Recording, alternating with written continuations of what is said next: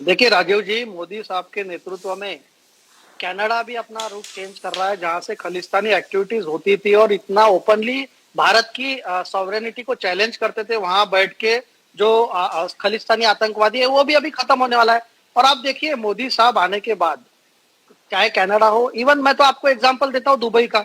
Dubai में बहुत से टेररिस्ट और मनी लॉन्ड्रर्स जो है वो जाके छुप जाते थे, और मोदी साहब के नेतृत्व में कितने गैंगस्टर वहां से लाए गए। तो ये मोदी साहब की जो नीति है, वो जो देश से दोस्ती करते हैं वो मन से करते हैं। ऐसा नहीं कि हमारा और जो प्रॉब्लम्स है वो सामने रखते हैं। अगर मोदी साहब ने कैनेडियन प्राइम मिनिस्टर के साथ कोई हाथ मिलाया तो उन्होंने सीधा कहा होगा कि भाई ये खालिस्तानी मूवमेंट्स आपके धरती से नहीं होनी चाहिए। जो देश हित में है वो ब्लंटली मोदी जी बात करते हैं, और इसीलिए सामने वाले कंट्रीज भी उनको जी। रिस्पेक्ट करते हैं कि no, he is talking in the interest of his country, so we should respect that. Modi ji doesn't beat around the bush, he says it clearly कि यस। हमारे भारत के हित में ये है।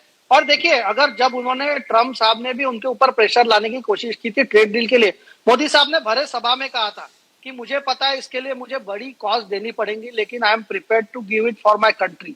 दुनिया के सबसे पावरफुल मुल्क है अमेरिका, और ट्रम्प साहब ने कितना प्रेशर लाया, हम 500% आपके 200% कर देंगे, 50% तो उन्होंने कर ही दिया था।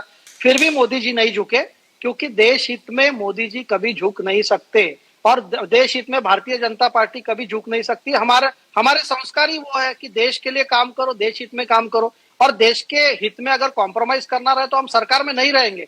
We will leave the government if the situation comes जी, लाइक लेट्स दैट। गो